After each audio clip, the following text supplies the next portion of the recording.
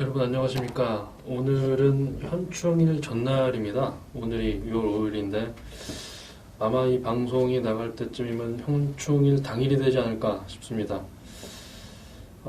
그런데 오늘 말씀드릴 주제가 5.18입니다. 저번에 5.18에 대해서는 그 이승수 회장과 방송을 하면서 5.16과 같이 다뤘었는데, 글쎄 오늘 말씀드릴 거는 그 5.18 행사가 이제 지난 지 꽤 됐고, 어느덧 이제 한 달 정도가 지나서 이제 현충일이 됐는데, 모르겠습니다. 지금 5.18에 대한 우상화 작업이 드디어 시작된 게 아닌가라는 생각이 들 정도로, 뭐 예상은 어느 정도 했지만은 이 우려스러운 상황이 계속 전개가 되다 보니, 그래서 5.18에 대한 얘기를 좀 다시금 할 필요가 있을 것 같아서 오늘 얘기를 좀 드리려고 합니다. 그 문재인 대통령이 5.18 행사에 이제 공식 참석을 해서 이런 말을 했죠. 뭐 유가족들과 포옹을 한 장면이 미디어에서 굉장히 두각이 돼서 뭐 훈훈한 이미지도 남겼고 합니다만은 5.18 정신을 헌법으로 계승하겠다 이런 얘기를 했어요. 그리고 추미애 대표가 그 5.18 특별법을 제정하겠다 또 이런 얘기를 했죠. 사실 5.18 특별법은 기존에도 제정이 돼서 뭐 보상이 이루어지고 그런 일들이 있었습니다만은 또 조사도 했고요. 근데 이걸 또 제정하겠다라는 거는 글쎄요, 이제 우리나라가 특별법 공화국이 된 거 아닌가라는 생각이 들 정도로 정치적 이슈를 단단히 시키려고 하는 것 같습니다. 근데 이게 우려스러운 게 뭐냐, 글쎄 현충일을 앞두고 제가 이런 말씀을 드리는 거는 작년인가요? 작년에 제주도에서 현충일 행사를 하는데, 제주도의 이제 시민단체 그리고 이제 이런 기존 안보단체라고 표방하는 몇몇 단체들이 행사를 하면서, 현충일은 여러분들도 아시다시피 호국 영령, 나라를 위해 목숨을 바친 분들을 위해 이제 그분들의 넋을 기리고 의미를 되새기는 날입니다만은 6.25 참전 용사들을 보통 주로 하고, 그 외에 그 국군 희생 장병들이 아니더라도 나라를 위해 목숨을 바친 분들을 기리는 날이 현충일입니다. 근데 작년에 제주도에서는 4.3 명령을 기린다고 포함을 시켜서 문제가 됐었죠. 여러분들도 잘 아시겠습니다만 4.3 제주 4.3 사건은 남노당 및 이런 북한의 공산주의 사상을 추종하는 사람들이 대한민국의 건국을 저지하기 위해 벌이는 활동이죠. 근데 그걸 갖다가 나라를 지키고자 한 게 아니라 나라의 건국을 막고자 했던, 대한민국의 자유민주주의 국가가 들어서는 걸 막고자 했던 사람들을 4.3 명령으로 기린다 라고 해서 아예 말도 안 되는 그런 행동을 했던 건데, 이제 5.18이 남았죠. 근데 5.18을 대통령이 먼저 후보 시절에 자기가 대통령이 되면은 5.18 행사에서 이무량 행진곡을 힘껏 재창하겠다, 부르겠다 이런 얘기를 했고, 드디어 이제 5.18 우상화가 또다시 시작이 되고 있습니다.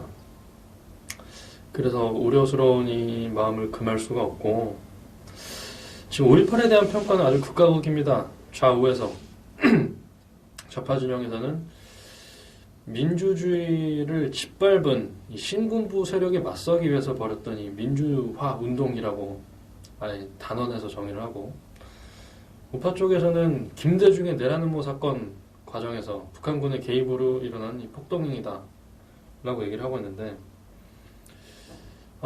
자꾸 이런 식으로 또 각각의 다른 이런 극의 주장을 하다 보면은 5.18이라는 거는 각각의 이런 다른 주장들이 나와서 타협점을 찾을 수도 없고, 지금 이제 사회가 작용화된 상황에서는 이런 신격화된 민주화 운동, 우상화의 작업만이 이루어질 수 있는 그런 상황인데, 그럼 5.18이 어떤 운동이냐, 어떤 사건이었냐라는 거를 좀 다시금 얘기를 해볼 필요가 있을 것 같습니다.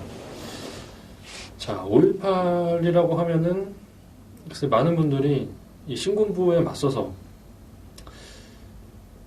민주주의 세력, 민주화를 위해 힘쓴 이런 우리 시민들이 민주화를 위해 맞섰던 독재에 항거했던 그런 사건이다라고 얘기를 하십니다. 그런데 이 사건의 과정에서 민주화 투사, 민주화 운동 유공자로서 이런 혜택을 받고 이런 보상을 받고 그런 분들의 이 어떤 행동을 했는지를 살펴보면은 과연 이게 민주화 운동이라는 이름으로 신성시 될 수 있느냐 라는 의문을 제기할 수밖에 없습니다. 5.18은 시민들이 한 거를 했다라고 말할 수는 있겠습니다만 그 방법론 쪽에 있어서 무기고를 탈취해서 경찰, 군인을 쏴서 죽이고 그런 한 거를 했던 활동입니다. 그래서 이 부분을 봤을 때 그러면 군부도 시민을 죽이지 않았냐라고 말을 하는데 그 부분에 있어서 설득력이 좀 많이 부족합니다. 왜냐? 사실 이런 군부가 이를 진압을 해야 될 만큼의 이런 폭력적인 상황을 만든 것이 당시 광주 시민들이었고 너무나도 이 흥분의 극에 달한 이 총기를 든 사람들이 어떻게 말로 설득할 수 있는 상황이 아니었습니다. 그래서 이거를 진압하는 과정에서 군부도 공수부대 입장에서도 이거는 굉장히 아이러니한 상황인 거죠. 굉장히 쉽지가 않은 상황인 거죠. 그때 당시의 상황을 얘기를 하면은 공수부대의 발포 명령을 내리는 사람 입장에서도 이런 고민을 할 수밖에 없겠죠. 이 사건에서 내가 발포를 명령을 하게 되면은 나는 훗날의 역사의 역사의 죄인이 될 테고 만약 이 상황에서 발포 명령을 내리지 못하면 나의 부하들이 죽는 건데 이 상황에서 엄청난 고뇌를 했지 않겠습니까? 그래서 결국에는 이 시위대의 이런 차량 돌진 그리고 총기 난사로 인해서 공수부대원들이 죽어나가니까 어쩔 수 없이 이 상황을 진압하기 위해서 발포 명령을 할 수밖에 없었던 거죠. 그래서 이제 발포를 하게 됐는데 지금에 있어서는 이 시민들이 무기고를 털어서 군인들을 죽이고 이런 폭력 행위를 자행했던 거에 대해서는 오히려 그게 마치 신성한 민주화 운동이라는 이름 하나로 모든 게 포장이 되는 그런 사회가 됐습니다. 그때 당시 사망한 군인이 23명입니다. 그리고 부상자가 109명이고 민간인 사망자는 158명, 부상자는 127명 이렇게 됩니다. 자, 그러면 군인 사망자는 23명이고 민간인 사망자는 158명인데 여기서 군인들은 M16 소총으로 무장을 했습니다. 그리고 시민군들은 카빈 소총, 무기고를 털어서 카빈 소총을 소지하고 있었죠. 근데 카빈 소총에 사망한 사람이 26명입니다. 군인이 죽은 사람 숫자가 23명인데 26명이 카빈 소총에 죽었어요. 그건 무슨 말이냐? 당시에 오발사고 혹은 시민군이 쏜 총에 맞은 시민들이 굉장히 많았습니다. 그 카빈 소총 하나로 이야기할 수 있는 것이 지금 3명의 오차인 거고 차량에 들이받쳐서 죽은 사람, 타박사로 죽은 사람들 이런 사람들의 숫자도 굉장히 적지 않습니다. 실제로 당시에 시민군에 의해서 시민군이라고 하는 사람들에 의해서 죽은 시민들의 사망 사례가 있고 근데 이 당사자들은 이거에 대해서 함구를 하고 있죠. 오히려 뭐 주유소를 털었던 사람 이런 사람들이 몇 억의 보상금을 받고 이런 공수부대원들을 죽이고 이런 사람들까지도 폭력 시위를 아주 강력하게 진두지했던 사람들마저도 민주화 투사로 인정이 되고 있는 상황이죠. 과연 그것을 정당화할 수 있느냐? 이런 성격들을 봤을 때 5.18은 100% 민주화를 위해서 싸웠던 운동인가?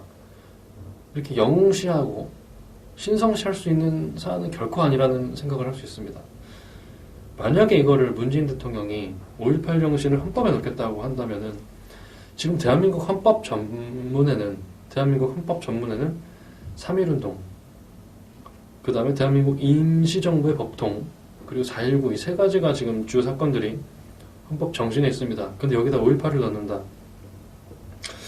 그러면 그 전에 생각해 봐야 될 게 있습니다.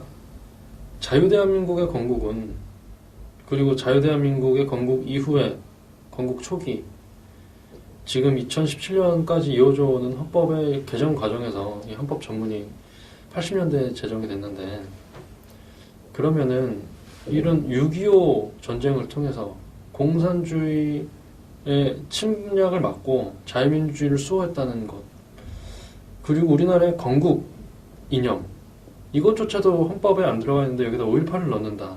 그것은 순서상 맞지도 않고, 이런 논란의 중심에 있는 5.18을 지금 한쪽